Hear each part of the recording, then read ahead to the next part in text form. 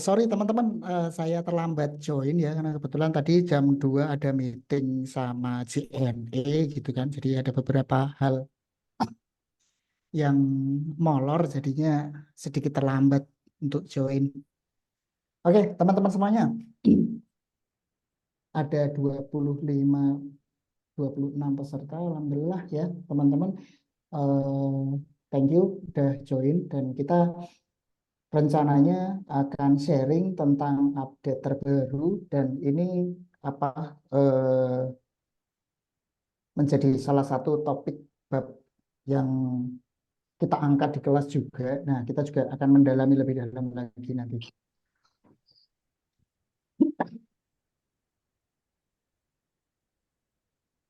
Oke, izin share screen ya, teman-teman ya.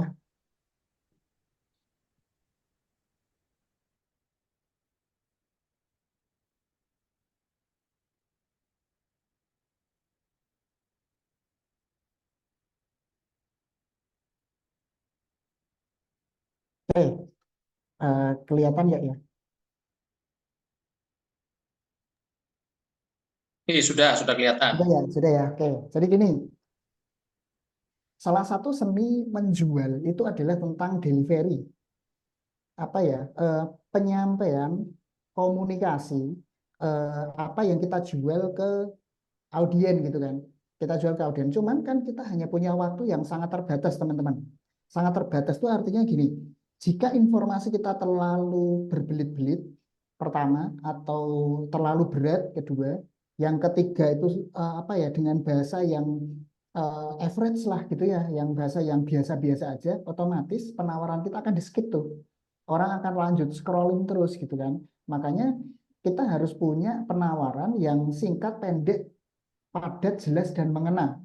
Nah, kalau dalam sebuah konten foto atau gambar, itu kan ada headline ya. Ini salah satu contohnya nih.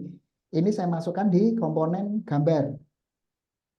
Nih, ini masuk di komponen gambar. Jadi dalam ads yang kita kerjakan ini masuk. Nah, makanya kita di sini akan mempelajari nih bagaimana memperdalami bagaimana ini tuh dibuat gitu loh. Cara membuat ini seperti apa? Karena apa? Yang kita pelajari itu kan sekarang bicara tentang headline ya. Oke, headline itu kan bisa masuk ke sini nih, bisa di dalam gambar, bisa di dalam caption. Oke, dan juga kalau ini kan materi dalam berupa ini ya, dalam berupa gambar ya, berupa gambar. Nah, kalau video berarti dia masuk menjadi hook. Oke, nah, padahal secara secara apa ya, secara realita sebenarnya itu kayak gini teman-teman. Misal contoh kita bicara tentang hook nih. Nah, hook yang biasa aja ada teman-teman mungkin gini ada yang belum tahu hook ya. Hook itu adalah gini loh. Pesan singkat dalam 3 detik pertama. Hook itu kan sesuatu yang memancing. Ini hook itu adalah sesuatu yang memancing audien untuk mendengarkan apa informasi yang ada di video. Nah ini ada di 3 detik, 3 detik pertama. Oke. Nah contoh ini nih, kebanyakan dari kita itu bikin konten itu eh, jago dibikin isinya gitu loh. Ininya itu jago banget nih. Cuman hooknya itu kadang apes gitu, hook kita nggak nendang. Nah ketika hook nggak nendang meskipun kontennya bagus, nah ini analognya gini, realitanya seperti apa, kayak gini nih performanya dibandingkan dengan yang kebalikannya. Hooknya bagus, ini hooknya bagus, kontennya biasa aja gitu loh. Kontennya biasa aja, kadang nasibnya dari konten tersebut malah justru lebih oke gitu. Nah idealnya memang ada di sini ya, idealnya hooknya bagus, hooknya oke, kontennya bagus, oke, memang hasilnya akan signifikan banget. Nah, cuman kalau teman-teman konsentrasinya apa sih? Kenapa kita sharing ke sini? Konsentrasinya ini loh teman-teman, hook ini loh. Dalam sebuah penawaran kita itu yang penting hooknya dulu. Kita bicara realitanya kayak gitu. konten-konten video yang bagus, apalagi yang ketika diiklankan, CTR-nya tinggi, terus retensi penontonnya juga bagus, rata-rata mereka di depannya itu 3 detik pertama itu memang oke banget gitu loh, hooknya itu oke banget. Cuman ya permasalahannya gini, ada konten yang retensinya tinggi tetapi salesnya jelek, itu banyak banget terjadi. Kenapa? Karena hooknya itu bukan hook penjualan. Hook itu macam-macam ya. Ada hook yang untuk penjualan, ada yang hanya sekadar untuk clickbait doang gitu loh. Clickbait yang untuk memancing orang lihat kontennya gitu. Jadi itu juga apa namanya harus diperhatikan. Makanya ketika kita bikin hook ini, itu pastikan itu menjual. Gitu. Nah, caranya gimana? Caranya nanti kita perlahan nih, perlahan step by step. Ini kalau bicara hook kayak gini, sama juga bicara tentang apa namanya judul iklan ya, headline ya. Oke, nah teman-teman tuh sebenarnya apa ya, tidak perlu repot-repot karena saat ini teman-teman sudah ada yang namanya ChatGPT. Oke, ada yang namanya ChatGPT yang membantu teman-teman untuk membuat ide-ide tentang hook atau headline yang bisa lebih baik lagi. Makanya kita sekarang coba teman-teman ya, kita praktekkan. Nah, nanti kita akan mencoba bikin contoh sales headline yang sesuai dengan brand teman-teman. Cuman untuk memasukkan prompt-nya itu kan ada beberapa poin penting nih gitu. Yang pertama itu gini loh. Ketika kita pelajarin yang namanya sales headline, itu dia itu ada yang namanya ada 3 elemen yang utama yang harus dimiliki. Yang pertama adalah problem konsumen. Kedua adalah unique value dari brand kita. Nah, teman-teman nanti unique value-nya apa sih Mas gitu kan? Kita pelajari lebih detail di kelas ya, karena ini cukup panjang banget nih bahas unique value. Terus submodality. Oke. Kita bahas satu per satu nih. Problem, kenapa harus problem, nyinggung problem? Karena contohnya gini, ketika teman-teman berada di sebuah eh, tempat umum lah, contohnya di terminal gitu ya. Ketika ada personal yang dia jual air minum nih, jualan air minum. Penjual yang A, dia nyebut merek nih, jual jual produknya nih. Air minum, air minum, air minum. Terus kalau nggak air minum ya mungkin nyebut mereknya, Mizon, Mizon, Mizon, Aqua, Aqua, Aqua. Itu untuk yang nah, untuk penjual yang A. Sedangkan penjual B, cara jualannya beda. Nggak jualin produk bagi headline dia, tapi dia jual si problem konsumennya. Problemnya apa sih? Orang butuh minum itu. Problemnya adalah haus, gitu kan?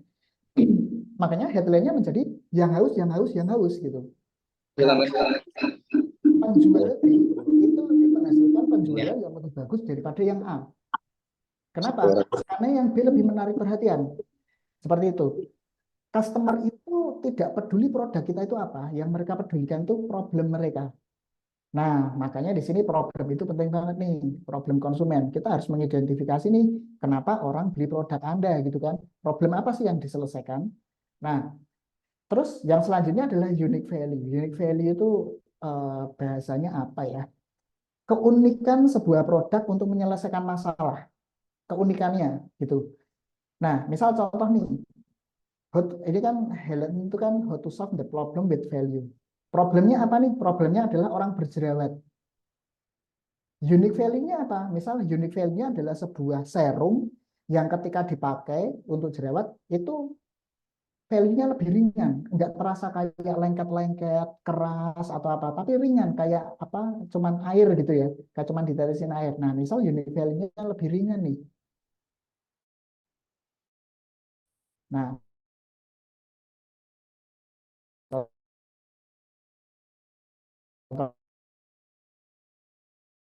contohnya ini, maka terjadi hentikan peternakan jerawat yang meledak di wajahmu dengan lebih ringan. Nah, ini kita nanti contohnya seperti ini. Terus selanjutnya, teman. Submodality itu adalah suatu hal, ini kan dari ilmu NLP sebenarnya, Neuro Linguistic Programming. Nah, NLP itu di turunannya itu ada yang namanya hipnosis,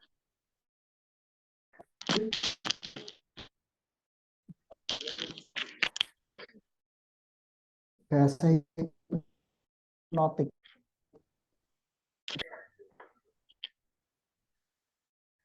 Nah, hipnotik itu ada yang hipnotik.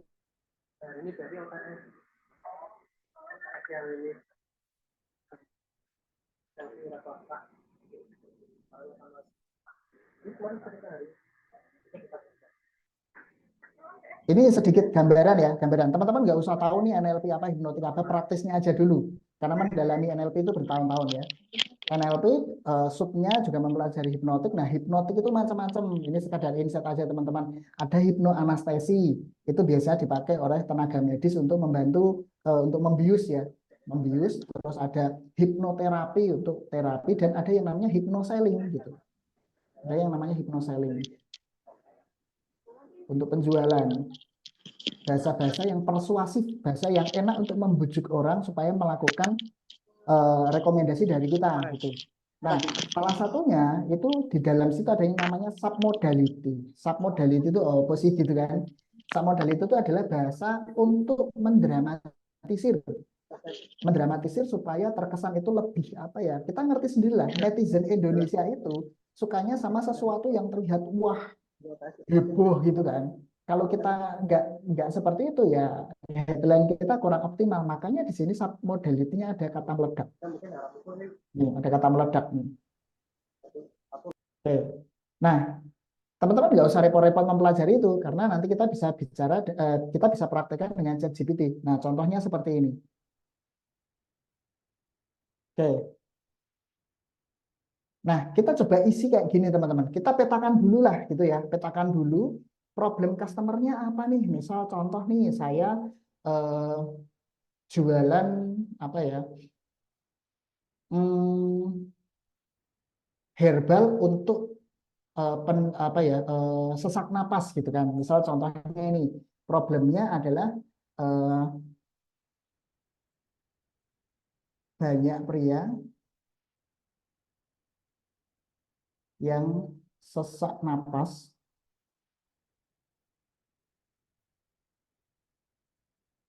karena apa ya banyak merokok gitu. Oke, banyak pria yang sesak napas karena merokok nih dan sedangkan kita minta untuk menghentikan merokok susah karena Indonesia seperti itu ya. Jadi susah. Oke. Terus unique value atau solusi. Solusinya apa nih? Misal saya sebutkan contoh apa ya? Misal Madu Rifki gitu ya. Saya sebut brandnya Madu Rifki. Madu Rifki, saset, Madu Rifki hmm, menyelesaikan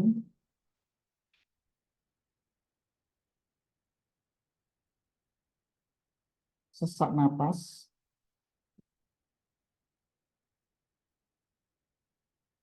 hanya dengan satu saset misalnya.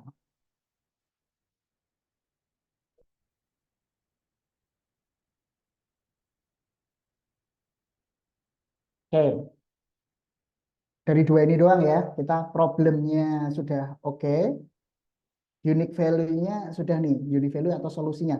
Submodality-nya nggak usah dipikir teman-teman, biar chat GPT-nya aja yang mikir gitu ya. Nah, dari sini maka nanti akan menjadi sebuah penawaran. Caranya gimana? Kita buka chat GPT teman-teman. Bentar, coba saya buka dulu ya.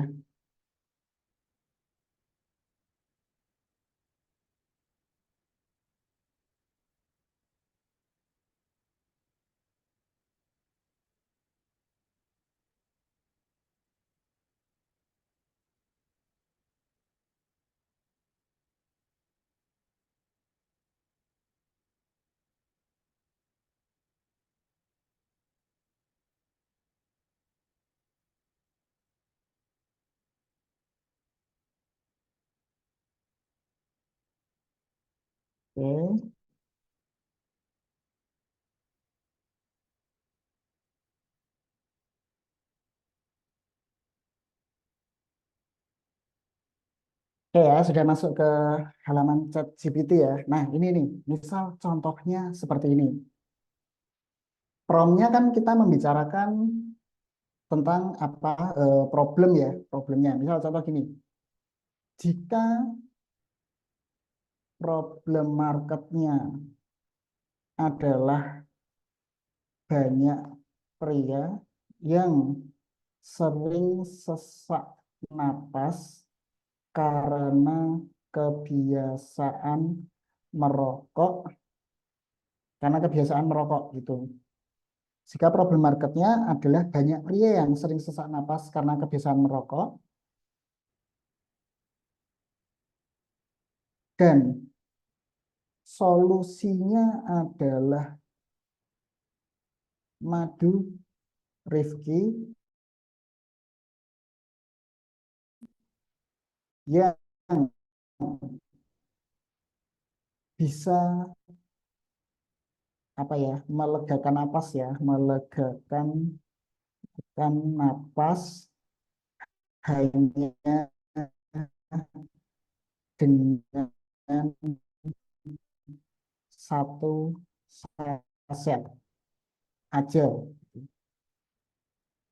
Maka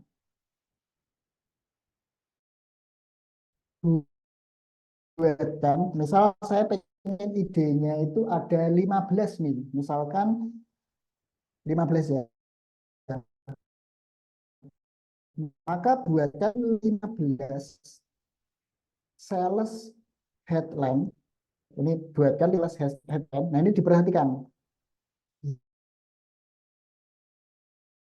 Yang headline itu buatkan slash headline yang progresif dan dramatis.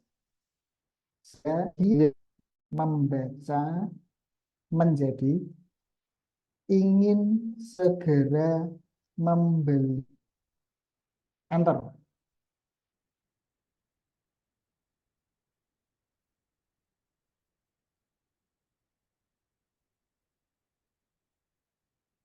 Ya, ditunggu ya.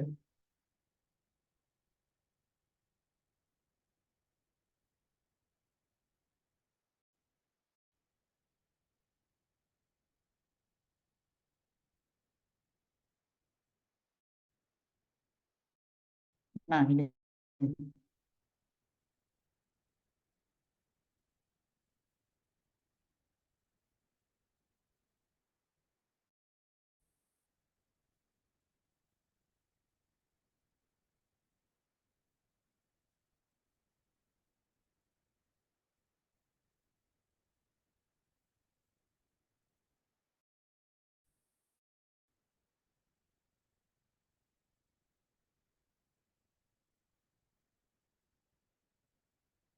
Oke, ini contohnya nih, kita baca satu-satu ya. Jadi kan problem marketnya adalah banyak pria yang sering sesak napas karena kebiasaan merokok. Oke. Dan solusinya adalah madu Rifki yang bisa melegakan napas hanya dengan satu saset saja. Nah, kita coba cek. Satu ini, akibat rokok dengan rahasia tersembunyi madu Rifki. Oke, ini yang satu ya. Yang kedua nih, merokok menyiksa Anda, madu Rifki bisa membantu Anda bernapas lega dalam sekejap. Oke, terus yang ketiga nih, terbebas dari kesulitan bernapas, madu Rifki solusi ampuh untuk pria yang merokok. Nah, terus yang ini, satu saset, satu solusi. Madu Rifki melegakan napas Anda dalam waktu singkat. Oke, ada banyak banget ya. Jangan biarkan rokok menjebak Anda, rasakan kelegaan instan dengan madu Rifki. Oke, ini teman-teman bisa praktekkan nih. Teman-teman bisa praktekkan ketika idenya itu mulai mikirnya tuh gini. Kadang kita tuh bikin konten, judulnya apa ya yang bagus ya. Nah, kita cukup dengan ini tadi teman-teman. Dengan asalkan teman-teman sudah mendapatkan eh, problem marketnya seperti apa. Terus yang kedua, solusi dari produk teman-teman itu seperti apa. Itu sudah clear semuanya. Ketika dibuat seperti ini jadi lebih gampang. Oke, ini untuk sales headline ya. Ini untuk sales headline. Nah, kalau untuk hook, contoh seperti ini. Langsung saya minta nih. tolong buatkan untuk hook video pendek 10. Tolong buatkan 10 hook untuk video pendek.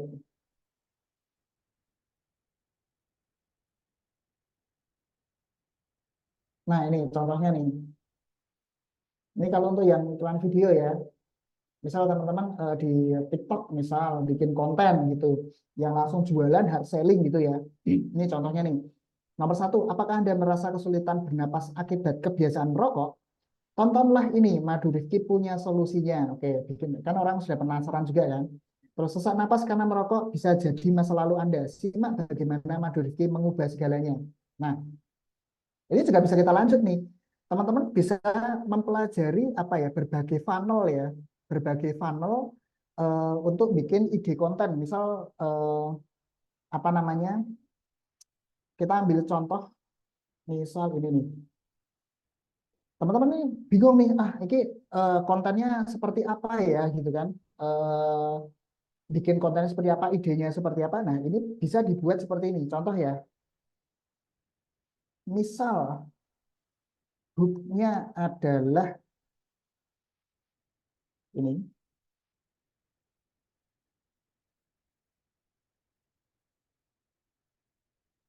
Maka buatkan naskah eh, naskah untuk video pendek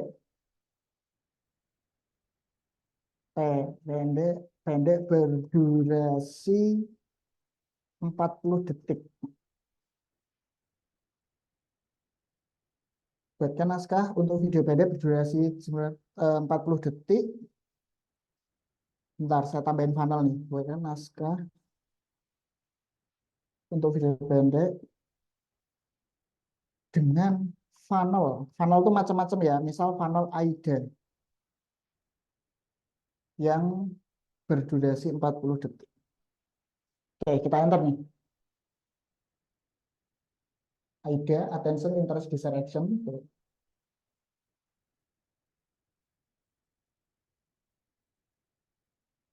Nah, keluar kan? Idenya sudah muncul nih. Oke, kita lihat nih. Nah, yang pertama nih, attention. Ini jadi hook nih. Tampilan dari jauh tentang seorang yang kesulitan bernapas sambil merokok, bunyi napas tersengal-sengal. Narator langsung bilang, apakah Anda juga merasakan kesulitan bernapas karena kebiasaan merokok? Kemudian masuk ke interest nih. Gambar Madu Rifki ditampilkan di layar dengan fokus pada kemasannya yang menarik. Narator langsung bilang, kami punya solusinya. Madu Rifki, satu saset untuk mengubah segalanya. Terus masuk ke desain nih, membangun apa ya, gregetnya supaya membeli. Terus ini tampak seseorang membuka saset madu Rifki dan isinya diaduk ke dalam segelas air, kemudian orang tersebut meminumnya dengan senang. Nah, narator mengatakan madu Rifki campuran alami yang memberikan kelegaan dalam hitungan detik. Anda bisa bernapas lega tanpa kesulitan. Actionnya nih, tampilan tampilan cepat tentang testimoni positif dari pengguna madu Rifki diikuti oleh informasi kontak atau tautan untuk memesan. Narator mengatakan, jangan biarkan merokok menghentikan napas Anda. Dapatkan madu Rifki sekarang dan rasakan perbedaannya. Penutupnya, gambar logo. Nah, ini semuanya sudah dibikin ini. Gitu. Nah, ini funnel AIDA. Kita coba funnel lain. Buatkan uh, dengan versi funnel ACCA.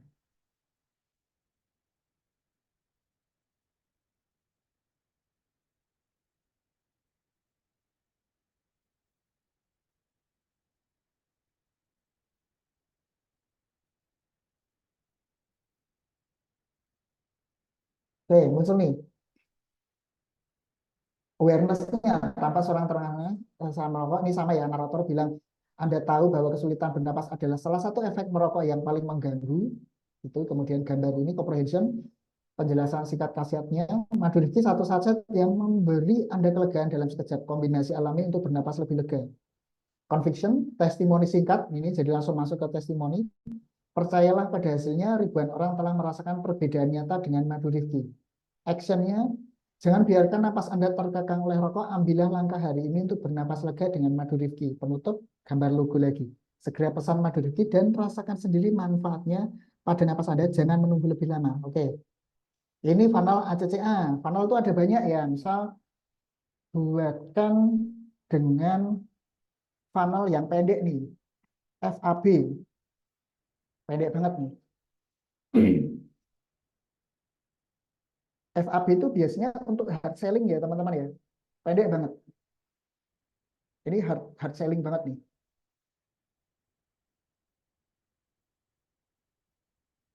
Oke, jadi dia langsung bicarain tentang fiturnya ya, keunggulannya. Madu Rifki campuran alami dengan bahan berkualitas tinggi yang terbukti efektif.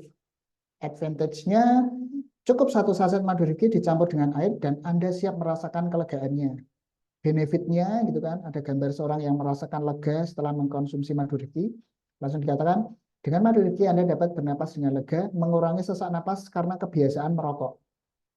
Actionnya langsung, jangan biarkan rokok mengganggu kesehatan pernapasan Anda. Pesan madu Rifki sekarang juga. Penutup langsung ini terus call to action. Nah, gambarannya kayak gitu teman-teman ya. Jadi dimanfaatkan sebaik mungkin karena sekarang sudah eranya AI, teman-teman itu harusnya membuat ide itu jadi lebih gampang karena kita serahkan asistennya kepada AI. Yang penting apa? Dari promnya itu jelas gitu loh. Kita kembali lagi ke apa? Ke sini ya.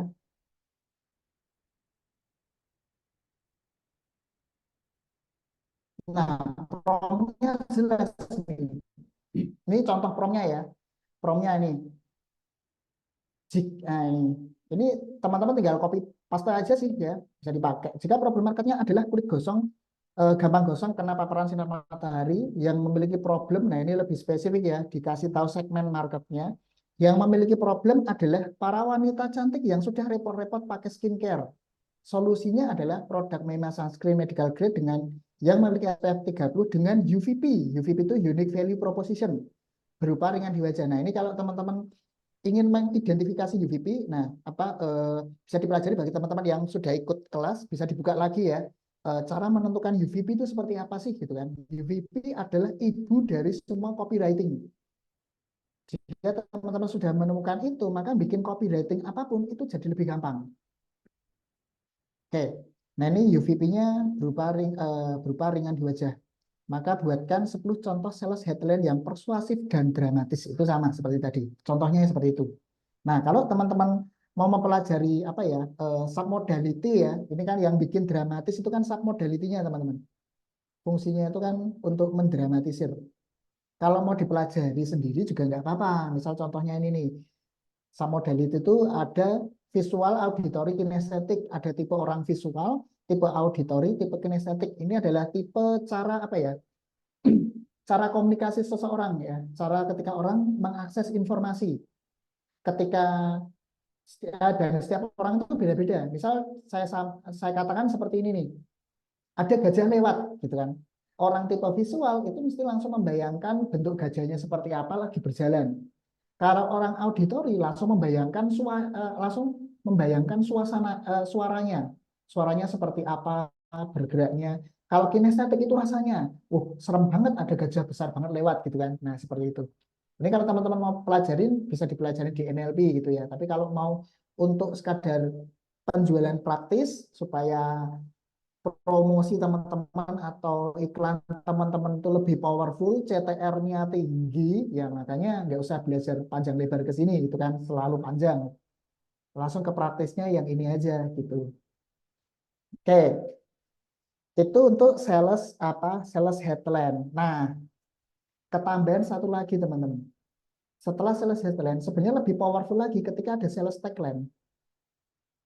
Oke, sales tagline ini apa sih? Sales tagline itu diambil dari FAQ,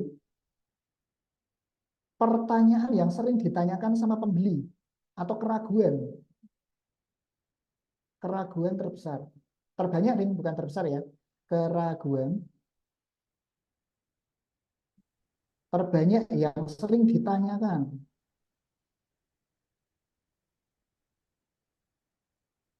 keraguan terbanyak pembeli, pembeli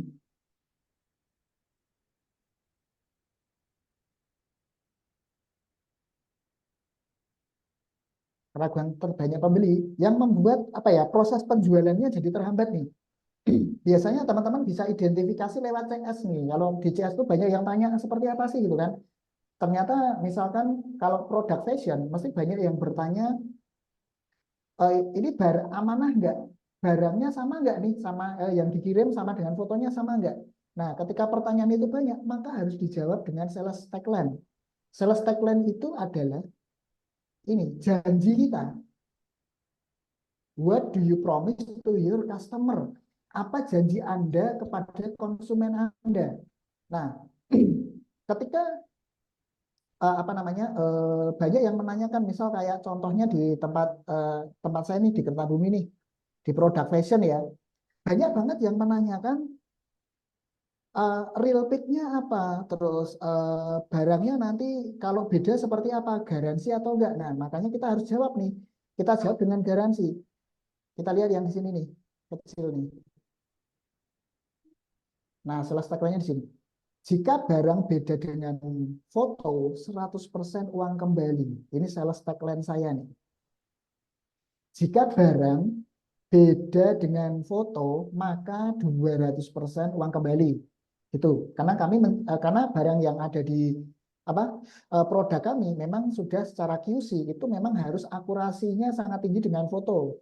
Karena barang fashion itu kan macam-macam ya, kadang warna hijaunya berbeda, terus tergantung produksinya juga, batch produksinya juga, makanya sering berbeda-beda. Makanya ketika kita sudah menjanjikan itu dan itu memang benar kita buktikan, kita bisa jadikan sales tagline. Itu. Nah, teman-teman harus bisa mengidentifikasi itu juga. Kenapa? Karena ini tuh cukup powerful. Di CTR nggak kelihatan. Ketika ada iklan kan di Meta Ads, TikTok Ads itu nggak kelihatan dampaknya. Yang kelihatan apa? Closing rate. Closing rate itu pertama. Kedua, customernya lebih empuk untuk closing, lebih gampang untuk di closing. Karena kita sudah memberikan garansi nih di sini. Oke, seperti itu. Ya, monggo dicerna dulu teman-teman. Saya minum dulu ya.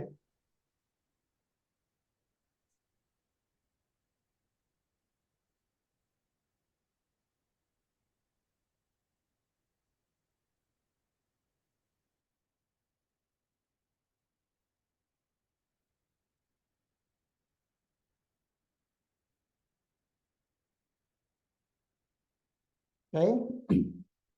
Eh, Seperti itu teman-teman gambarannya. Semoga bisa dipraktekkan ya untuk bagaimana cara kita itu menjual dengan cepat. Karena bicara tentang konten, kita tuh cuman punya kesempatan seperti ini. Ini sebenarnya ilmu lama banget ya. Ilmu sangat lama sekali. Bentar, tab saya nggak kelihatan soalnya.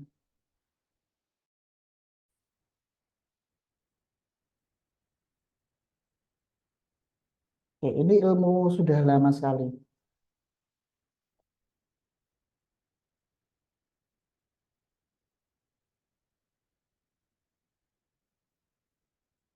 Ilmu lama tetapi tetap relevan karena ini kita membicarakan tentang psikologis.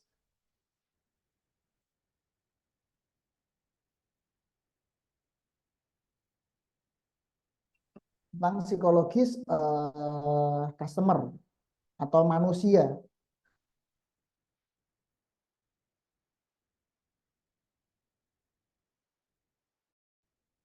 Sebenarnya kesempatan kita untuk menjual adalah bagaimana kita menyampaikan pesan kunci dengan jeda waktu kurang lebihnya itu 3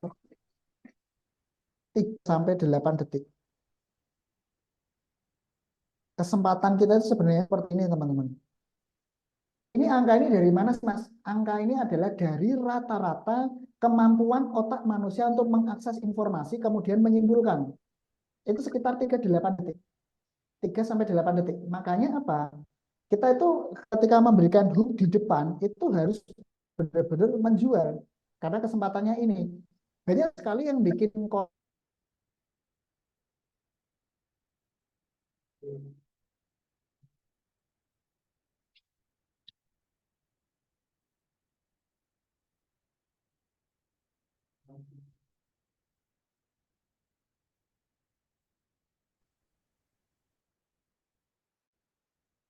Oke, sorry teman-teman, ini saya ganti koneksi dulu ya.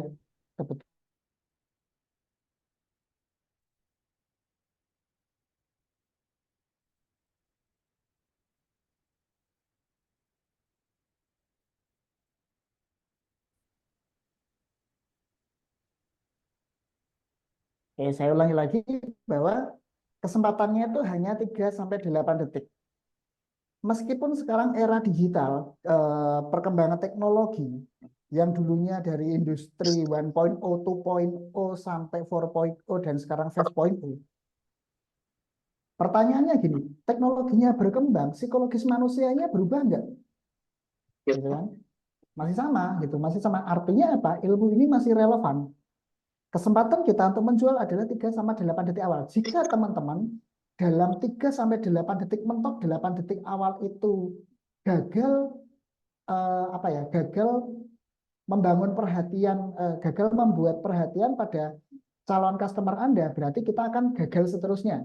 Kita anggap bahwa konten kita itu gagal. Jika 3 sampai 8 detik awal kita itu sudah fail gitu loh teman-teman. Sudah fail. Makanya ini diperhatikan benar nih. Gitu. Nah,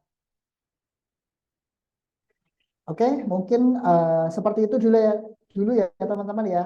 Barangkali ada yang mau ditanyakan, monggo bebas, silakan bisa ditanyakan. Waktunya masih cukup panjang kita untuk berdiskusi. Silakan kalau ada yang mau ditanyakan.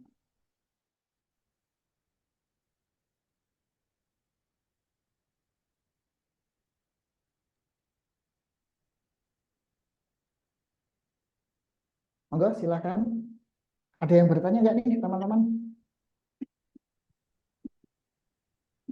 Ini ada yang sudah unmute, boleh ada Arah Nusantara itu mungkin atau timnya.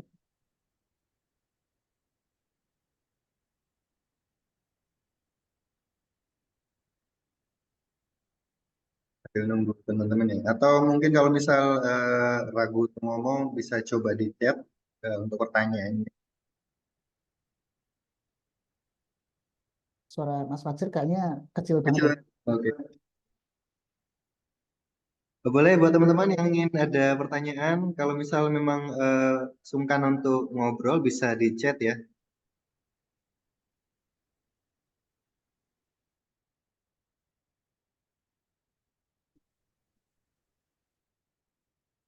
Tidak ada Nah, Mas Hanum Sujana.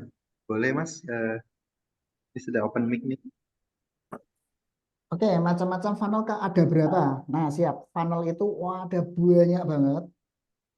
Dan yang paling works selama ini ya dari pengalaman kami ya, pengalaman saya selama kurang lebihnya berapa tahun ya? 18 tahun dari offline, online, dan lain sebagainya. Funnel itu ada banyak banget. Nah, yang works itu hanya 5 ini. Kalau itu dari saya dan teman-teman ya. Nah, ini contohnya nih.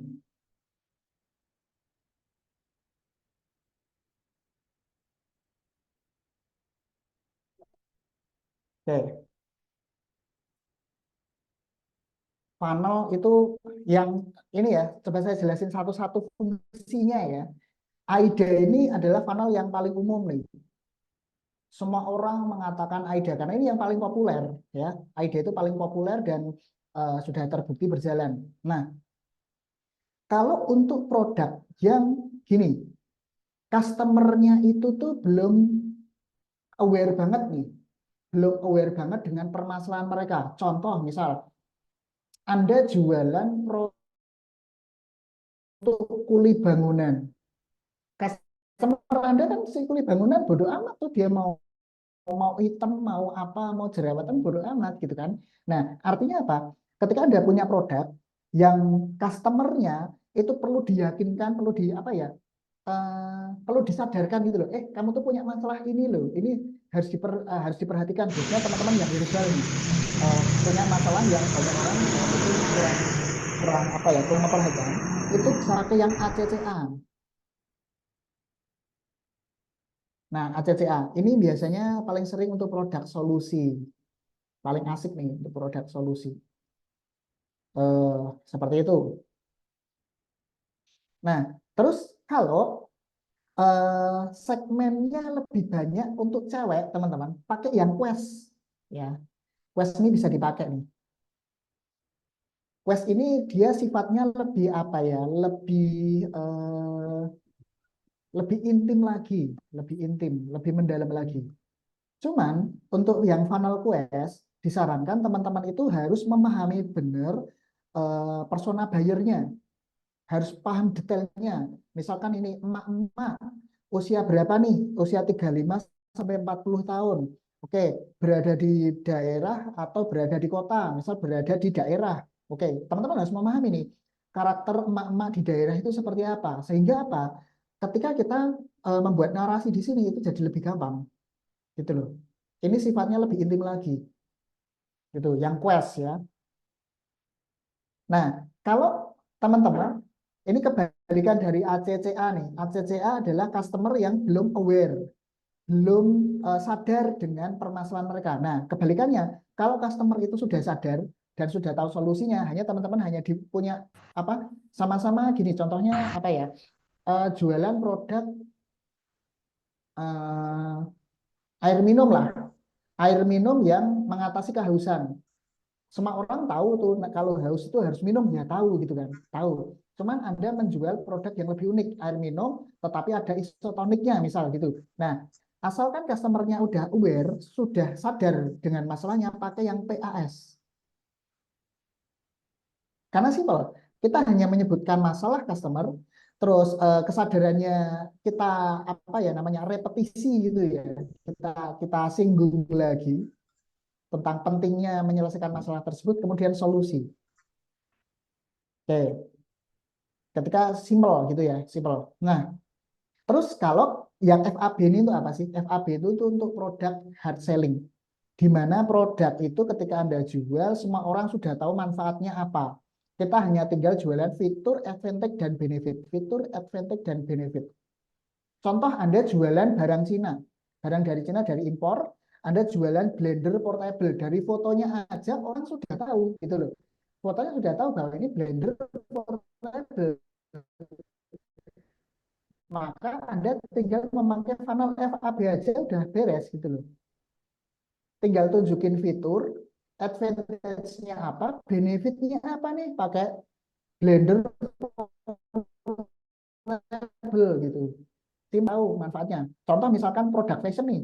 Fashion itu kan dalam gambarnya cuma ngasih seri A, B, C, D, terus apa dress, terus apalagi macam-macam. Kan tinggal hanya nunjukin nih fitur, advantage, dan benefit. Semua orang sudah tahu tuh bahan katun tuh seperti apa, bahan rayon seperti apa gitu kan. Kalau sudah customernya sudah well educated, artinya sudah teredukasi, ada tinggal nunjukkan barangnya sudah orang sudah mau beli, maka pakai yang FAB nih funnelnya. Oke, nah funnel ini selain buat hook juga bisa untuk kerangka landing page teman-teman. Jadi selain untuk ini macam-macam ya, funnel ini fungsinya banyak banget. Satu bisa buat video, oke, bisa bikin copywriting.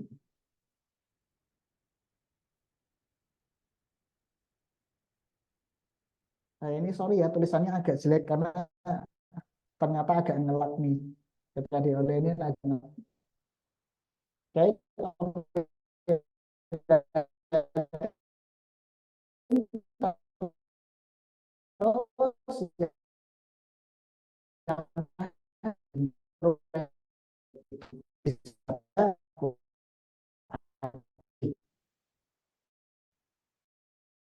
Ah, ya. Assalamualaikum warahmatullahi wabarakatuh.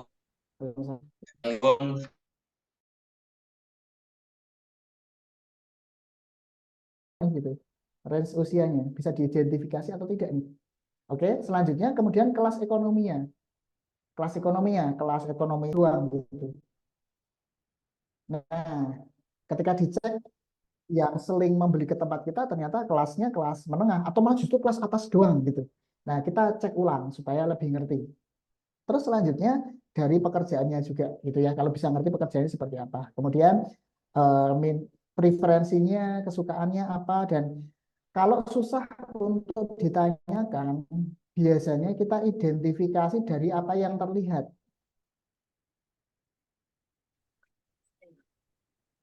Dari apa yang terlihat nih, kita identifikasikan nih. Orang yang suka produk kita itu tuh seperti apa penampilannya gitu kan. Apakah orang yang fashionable atau tidak, itu pertanyaan pertama. Kedua, kalau fashionable, bajunya apa sih, mereknya apa, terus stylenya seperti apa, sepatunya apa, kendaraannya apa, mereka habitatnya di mana, sukanya seperti apa, nongkrong kayak atau apa, musiknya apa gitu. Nah, hal seperti itu untuk perusahaan-perusahaan besar, contohnya kayak perusahaan rokok, mereka tahu nih, segmen mereka adalah segmen genre dangdut. Maka misalkan brand A, rokok A, jika segmennya adalah orang-orang pecinta dangdut, ada sponsorship masuk untuk musik jazz misalkan, mereka mesti nggak mau. Atau mungkin murah gitu kan. Nggak mau totalitas. Tapi kalau sudah ngerti seperti, oh ternyata dangdut nih gitu kan. Dangdut terus mereka akan totalitas karena sesuai dengan segmennya. Kayak gitu. Terus behavior dan perilaku ini lebih dalam lagi. Tapi setidaknya gini Om, dicek ulang gitu ya. Dicek ulang. Yang sering beli realnya di tempat kita itu yang loyal dengan kita, memakai produk kita terus, bangga, atau mungkin sering interaksi dengan kita, itu seperti apa mereka gitu. Karena jangan sampai kita miss di sana. Jangan sampai kita miss. Banyak dari kita itu permasalahan brand owner itu visioner. Nah ini sebenarnya kan ini kelebihan ya. Semua brand owner visioner bisa melihat ke depan gitu kan. 5 tahun lagi, 10 tahun lagi itu seperti apa? Oke. Itu sebuah kelebihan yang ada kelemahannya. Kelemahannya adalah apa? Review ke belakangnya kadang lemah. Artinya apa? Melihat mengevaluasi yang sudah berjalan, termasuk dari segmen customernya yang beli itu seperti apa, itu kadang tidak termanage dengan baik. Salah satu contohnya gini, dijawab oleh diri sendiri. Selama 2023, apakah Anda sudah ngecek segmen pasar Anda? Sudah melakukan recheck segmen pasar Anda? Pertanyaan kan kayak gitu. Ayo, sudah melakukan atau belum nih? Rata-rata yang beli usianya berapa, kelas ekonominya berapa, gendernya apa. Kalau yang retail online, rata-rata larinya ke kota apa aja gitu kan. Produknya, pengirimannya larinya kemana aja. Terus customernya minatnya apa, preferensinya, kesukaannya seperti apa. Apakah sudah Anda recheck untuk tahun 2023 kemarin gitu kan. Nah, supaya apa? Kenapa kita harus cek? Supaya teman-teman itu gini loh. Banyak yang sukses di bisnis online, tetapi suksesnya kecelakaan. Nah, ketika diulangi lagi nggak bisa. Nah, ini sering. Ayo, siapa di sini yang pernah ngomset gede banget, kemudian sempat turun, mau naik lagi susah. Nah, kan kadang gitu. Ya, kita akuilah bahwa kita itu ya memang seperti itu. Saya juga kayak gitu dulu ya gitu kan. Jadi makanya kita harus melakukan recheck ulang yang menyebabkan kita ngomset sekian itu siapa sih gitu kan. Marketnya siapa sih gitu. Kita harus tahu. Makanya untuk ketika kita tahu seperti ini, untuk melangkah ini selama 2024 ke depan itu jadi lebih clear, lebih jelas. Oh, ternyata market saya segmennya shifting. Contoh di Kertabumi. Produk saya dulu adalah segmennya usia 25 tahun sampai 35. Itu 10 tahun yang lalu, tahun 2012, 2013, 2014. Menginjak mulai 2018 ada shifting. Shifting itu pergeseran target market. Orang yang beli produk saya itu usia 35 sampai 60 tahun. Usianya geser, teman-teman. Nah, bagaimana jika saya tidak mengidentifikasi seperti itu? Padahal potensial segmennya usia 40 tahun, jika saya nggak tahu, hari ini mungkin saya akan pakai style anak muda, pakai style milenial, gitu kan. Nah, karena saya sudah tahu bahwa ternyata segmen pembelinya paling besar di sana, makanya iklan-iklan saya, channel channel promosi saya berada di tempat di mana mereka banyak berkumpul, gitu. Yang jadi pertanyaan gini, kenapa Kertabumi di TikTok nggak kencang? Ya karena segmen saya nggak ada di sana, teman-teman. Segmen saya ada di usia 40-an tahun, 45 tahun, om-om, bapak-bapak yang ingin terlihat muda pakai batik gitu loh. Nah, gambarannya seperti itu. Ada shifting pergeseran. Ketika kita sudah tahu seperti itu, makanya langkah kita itu jadi lebih enak. Makanya teman-teman lakukan cek ulang lagi. 2023 kemarin itu kayak gimana nih, gitu kan. Gitu. Panjang lebar sekali ya, Om Nurin ya, jawabannya. Enggak, iya, iya, iya, Matur Nuwun. Ini kalau produk baru juga yang spesifik apa nih kalau kita misalnya launching produk baru gitu. Oke. Launching produk baru, lakukan benchmarking, Om. Hmm. Benchmarking. Jadi gini, cara kita untuk launching dengan benar, maka tentukan dulu musuh terbesarnya siapa, rival terbesarnya siapa. Oke, tahun 2011 ketika saya membuat Kertabumi Om, saya langsung ditanya tuh sama guru saya tuh waktu itu Pak Budi Isman bilang tahun 2012 kalau nggak salah, Ki, kompetitor terbesarmu siapa? Gitu kan. Nah, saya langsung ditanya kayak gitu kaget, oh, lah belum pernah saya terpikirkan. Nah, itu harus dilakukan benchmarking. Benchmarking, kompetitor terbesarnya siapa Om? Nah, waktu itu kompetitor terbesar saya bukan batik. Kompetitor terbesar saya adalah Zara, gitu kan. Zara, karena saya terinspirasi dengan Zara, perusahaan fashion yang pemiliknya masuk top 10 besar orang terkaya di dunia. Nah, saya pengen seperti itu gitu.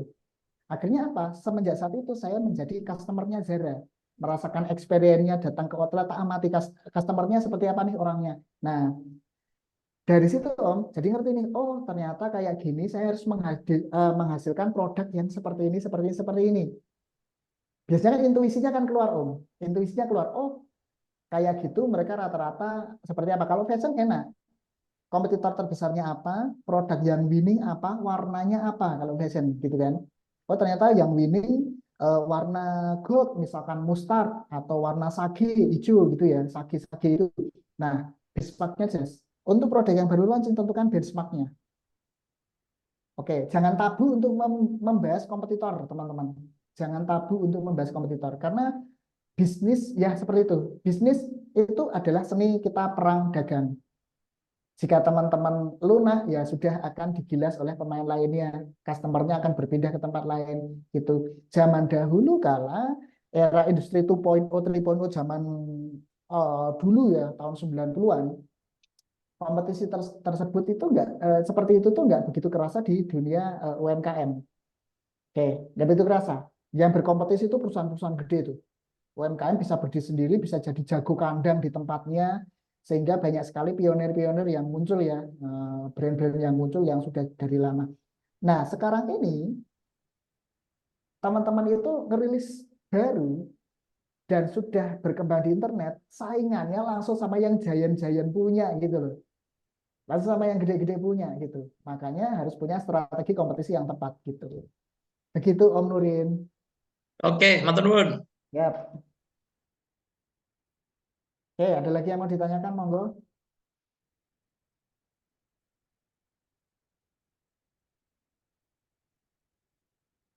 Oke, ini dari Mas Rama. Coach Rifki, aduh, saya nggak ya dipanggil coach karena terakhir ikut sertifikasi coach, saya nggak ngerjain tugas, jadi nggak dapat sertifikat. Oke, coach, menurut Coach Rifki, funnel apa yang terbukti efektif menghasilkan konsulen untuk landing page sebuah jasa? Oke, apakah funnel dalam video harus sama dengan funnel di landing page? Oke, nah kalau untuk produk jasa ya, yang sering saya temukan ya, dalam produk jasa itu funnel kuatnya sebenarnya ada di kontennya dulu. Saya tulis di sini ya, di konten. Kontennya harus powerful, teman-teman. Kontennya ini harus powerful banget untuk produk jasa. Jadi harus punya konten video, hook-nya kena, terus isinya juga kena. Oke. Jadi goalnya adalah orang yang sudah kelar nonton video itu sampai selesai, dia menjadi warm market. Ya, prospek yang sudah anget gitu, sudah anget. Nah, landing page-nya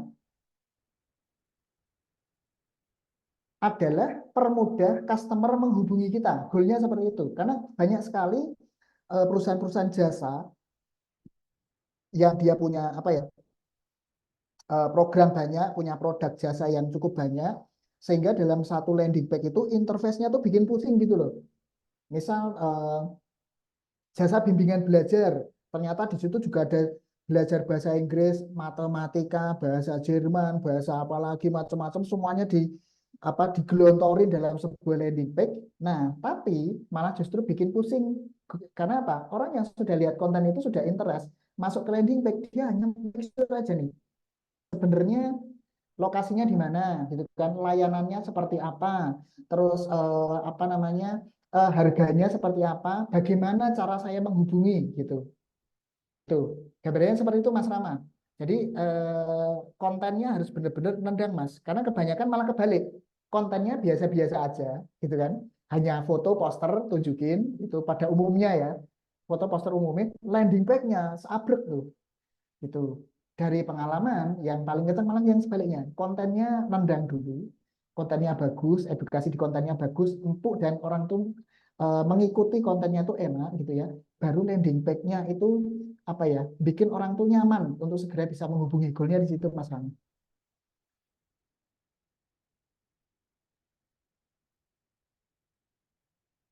Oke.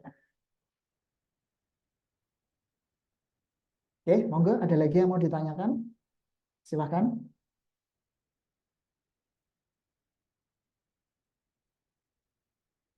Ya, teman-teman, ada yang mau ditanyakan? Silahkan. Halo, halo, tes. GG, siap, siap. Halo, gimana kabarnya Mas Rifki? Sehat? Alhamdulillah sehat. Iya, ini saya Ahmad nih dari Banyumas. Halo, lo tadi udah WA-an tuh. Oh iya, iya Mas. Saya mau Siap. tanya, saya mau tanya nih. Saya masih masih bingung soal segmentasi nih.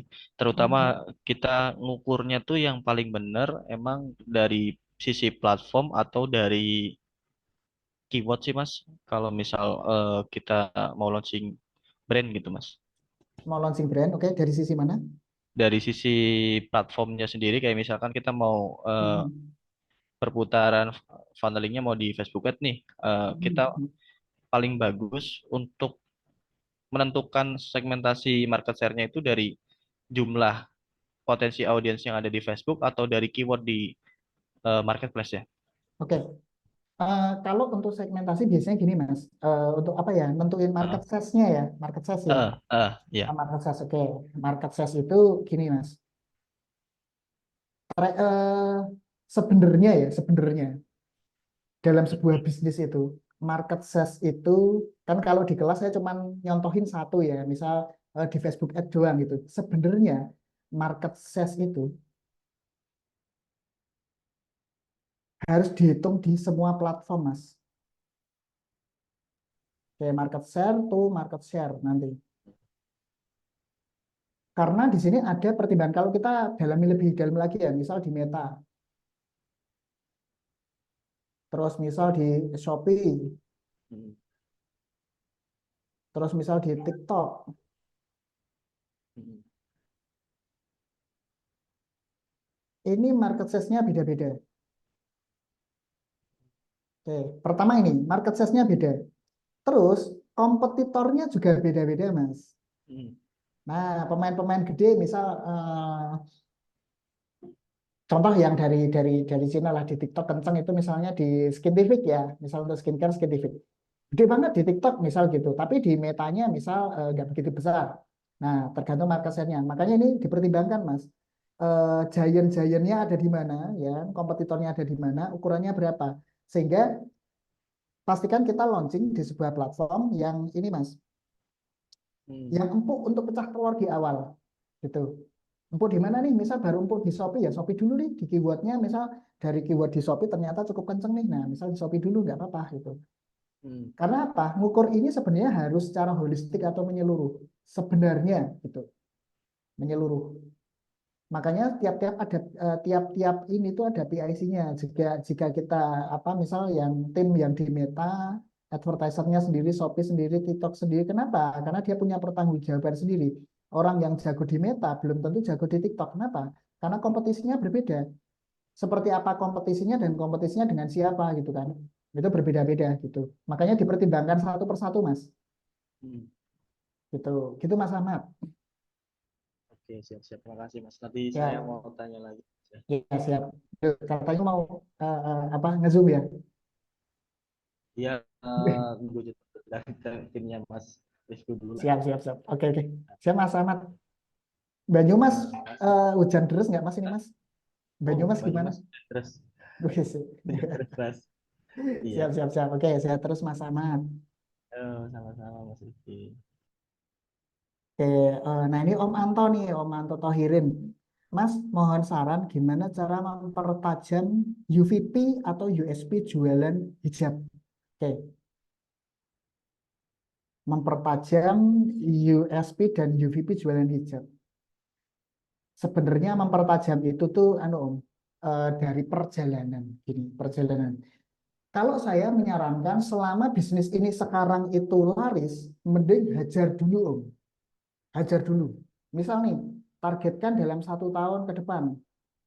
Misal belum menemukan suatu hal yang sulit ya terkait dengan USP dan UVP. Maksudnya teman-teman biasanya untuk jualan kita ada namanya MVP, minimum viable product, kita sebutnya gitu.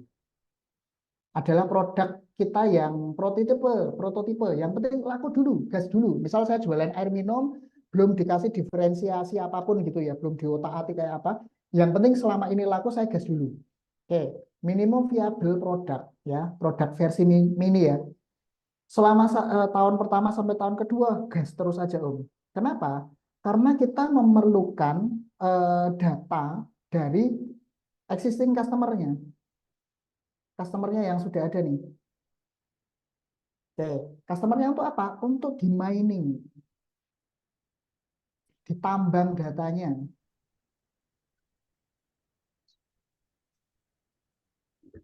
Oke, saran saya seperti itu Om Anto. Jadi jualan dulu, gas dulu aja. Yang penting nggak boncos dan masih laku profit, hajar terus, dapetin customer yang banyak, gitu ya. Ya ini setahun, 2 tahun itu cuman gambaran aja ya. Misalkan 3 bulan, 4 bulan, 5 bulan sudah terlihat nih customer yang beli sudah cukup banyak. Cobalah di interview atau di survei ke mereka gitu kan. Survei sebenarnya beli karena apa gitu ya, alasan beli.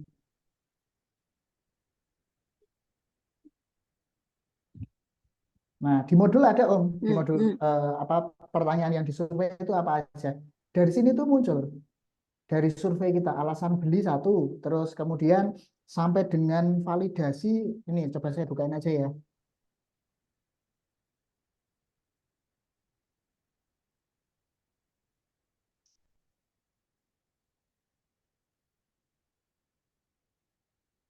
Nah, ini nih.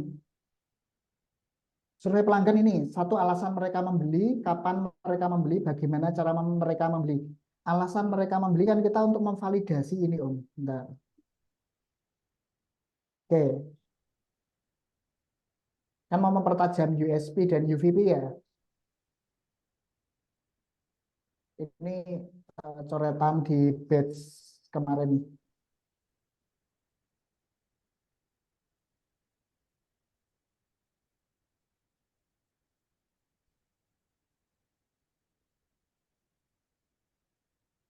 Ntar ya, saya hapus ya biar enak baca ya.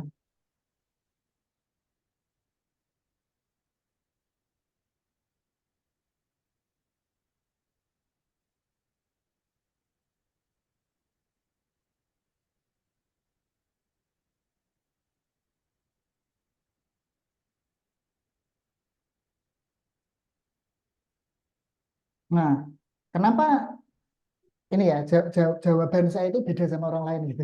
Orang lain mengatakan oh yuk divalidasi dengan ini benchmarking dan lain sebagainya. Paling gampang itu jualan dulu gas gitu kan. Jualan dulu gas itu kemudian dari customer itu coba divalidasi gitu. Divalidasi dengan kita survei. Nah, pertanyaan siapa mereka untuk memvalidasi target marketnya. Siapa mereka, apa pekerjaan ini kan biodata ya. Isinya tuh biodata.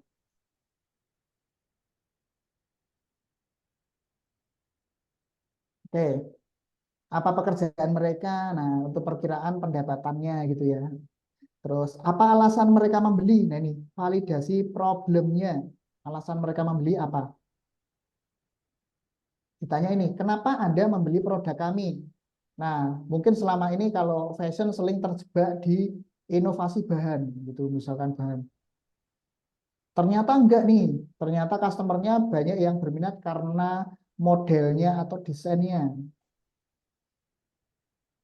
modelnya. Ternyata bahan nggak peduli sama bahannya, tapi modelnya. Nah, ternyata validasi problem marketnya lebih suka karena modelnya membuat mereka apa gitu kan, ternyata membuat mereka merasa lebih cantik lagi gitu atau percaya diri atau apapun itu. Nah, ini untuk validasi problemnya. Terus kapan mereka membeli? Nah, kapan mereka membeli untuk validasi proyeksi CLTV ini, kalau ini urusan CRM ya, menghitung potensi customer yang kita layani dalam 1 tahun itu bisa menghasilkan transaksi sampai berapa gitu ya. Cara mereka membeli, sales channel favorit mereka. Misalkan ini teman-teman kan kadang yang ada yang anti marketplace, anti Shopee. Cuma ternyata ketika dicek, ya mereka mengatakan channel favorit mereka 80% di Shopee. Nah, mau nggak mau teman-teman harus ikutin arusnya gitu ya. Mau nggak mau harus ikutin arusnya. Kalau ke Shopee ya udah ke Shopee gitu. Oke, terus berapa uang yang dikeluarkan untuk belanja untuk mengetahui AOV atau apa average order value atau average purchase order sekali transaksi mereka berapa itu, sehingga teman-teman bisa mengeluarkan apa inovasi-inovasi lainnya. Misal teman-teman punya produk air minum harganya dijual 5.000 gitu kan, tapi ternyata rata-rata orang beli dijual di 9.000. Artinya apa? Ketika dinaikkan harganya, customer Anda itu tidak begitu sensitif karena kebiasaan transaksi mereka di 9.000. Makanya untuk strategi pricing itu pun harus teman-teman pahami. Kebiasaan transaksi customer itu dinilai di angka berapa. Gitu. Kalau saya dulu tuh biasanya ceknya pakai data pinter ya untuk ngecek di Shopee. Produk kategori hijab misal gitu ya. Rata-rata transaksinya di berapa nih mereka nih yang laku. Ternyata ada di 120.000. Ini misal contoh ya. Ternyata rata-rata orang beli di angka 120.000. Misal. Nah, ketika produk kita jual di angka 140.000, nah, kalau nggak punya diferensiasi yang kuat, customer mesti akan lari nih dari ini angka 140.000, mereka akan lari ke 120.000. Nah, kalau teman-teman punya diferensiasi yang kuat, UVP dan USP-nya jelas, 140.000 ini menjadi make sense. Kenapa orang mau transaksi di angka segitu, gitu. Gambarnya gitu. Jadi ini terkait dengan sensitivitas harga ya, teman-teman. Kadang juga sering terjadi sebaliknya. Anda jualnya di angka 90.000 nih. Ternyata transaksi rata-rata di 120.000, berarti potensi untuk ditingkatkan masih bisa, masih aman.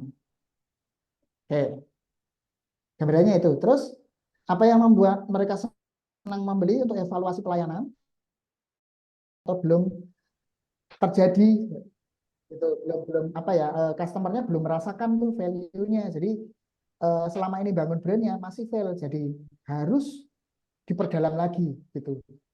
Terus yang selanjutnya, apa beda produk kami dibandingkan produk sejenis ini untuk validasi positioning gitu. Oke, gambarannya gitu Om Anto ya. Jadi kuncinya ada pada survei ke pelanggan seperti itu. Oke, lanjut lagi, ada pertanyaan lagi. Oke, dari Mas Ikhlas. Mas mau tanya, saat ini platform yang bagus untuk riset kompetitor produk kita, apakah ada Mas? Sama channel untuk main top funnel awareness, misal segmentasi produk skincare cewek untuk umur 17 sampai 25 tahun, itu paling worth it di mana Mas untuk sekarang? Oke. Coba saya jawab ya Mas Ikhlas ya. Saat ini platform yang bagus untuk riset kompetitor produk kita, apakah? Nah, sebelum ngecek ini platformnya, kita cek dulu dari pertama dari umurnya. Usia 17 sampai Ini kok 25. bagus ya, tapi ada rekamannya nggak ya? Nggak tahu. Apa ya? Tapi ini kayak ada Segmen temannya saya dari nggak sih yang itu, Mahar? usia di 17 sampai 25 ya. Itu paling besar kan ada di Instagram sama di TikTok Bagus. gitu kan. Pas tanganku jangan di Ketika gini, ketika teman-teman sudah tahu Baik. platformnya paling besar apa, berarti kan tinggal ditentukan. Kalau TikTok kan pakai apa? Kalau data ya, pakai kalau data dicek tuh gitu. Cuman karena kemarin sempat di-ban sama pemerintah, artinya kan selama periode tersebut kan datanya nggak valid gitu loh, datanya nggak valid dan masih kosong. Nah, dan juga setelah ada perubahan kemarin juga banyak yang di-hidden juga, beberapa brand besar itu omsetnya nggak kelihatan gitu loh.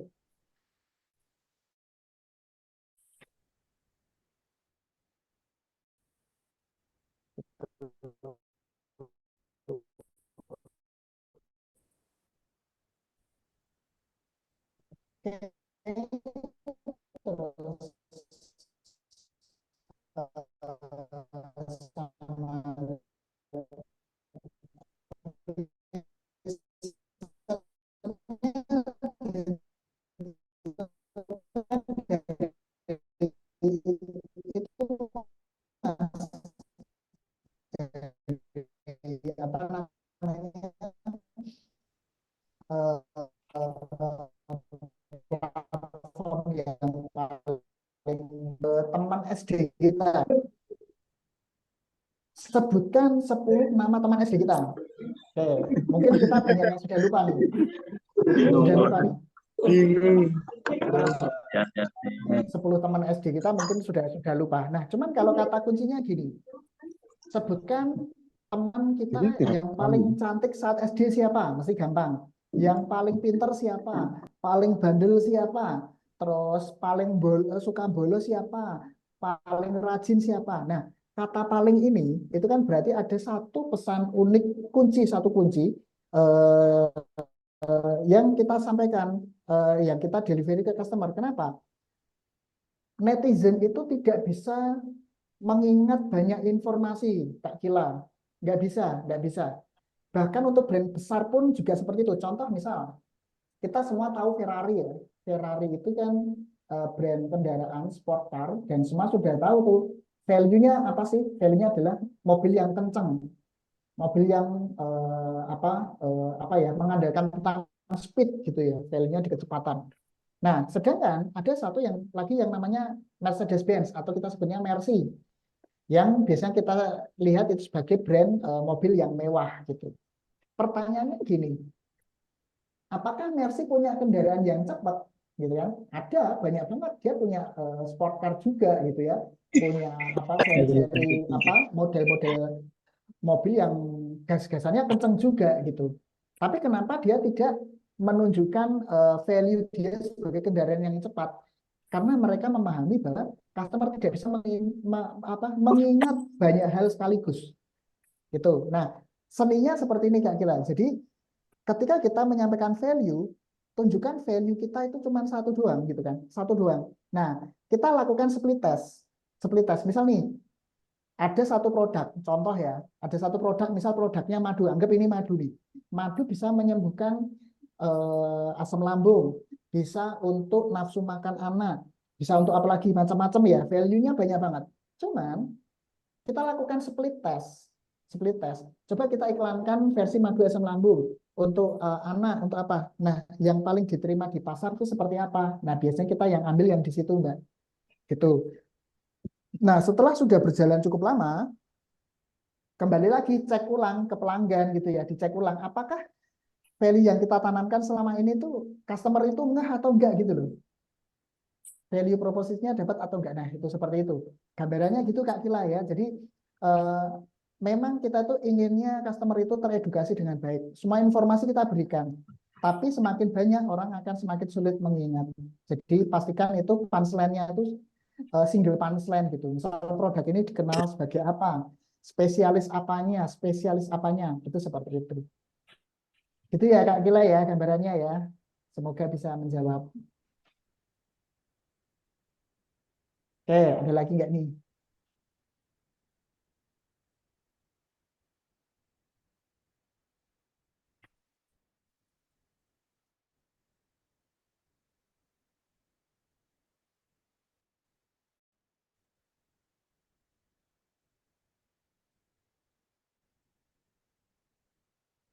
Oke, mungkin seperti itu dulu ya.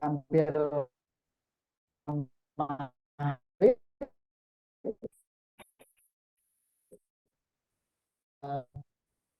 bisa di sekitar jadi yang belum join ke kanal Club, kami sarankan teman-teman bisa ikut dan nanti bisa mendalami lebih dalam lagi seperti ini, dan juga dikawal. Yang penting kan seperti itu. Karena apa? Mempraktekkan ilmunya ini, mempraktekkan formulasinya ini, itu kan kalau tidak ditemenin mesti akan kebingungan. Makanya biasanya kebiasaan kami di kanal Club itu mendampingi, mengawal brand teman-teman ketika mempraktekkan membuat retargeting atau misalkan launching brand baru, melakukan diversion produk gitu kan.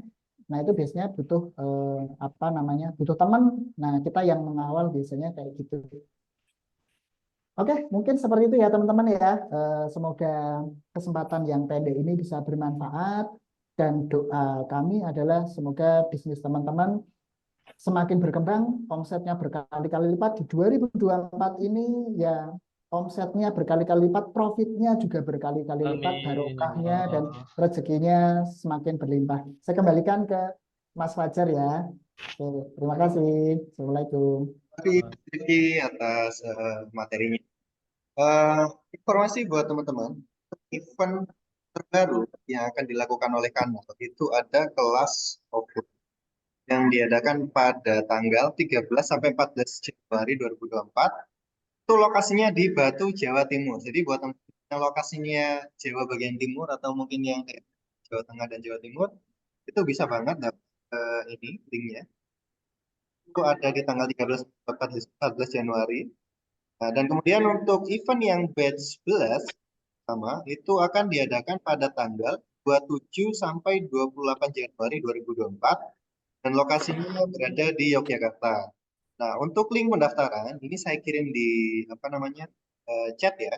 Atau teman-teman nanti bisa berminat atau mungkin ada rekan bisnis yang ingin ikut bergabung di Kanal Club, bisa banget.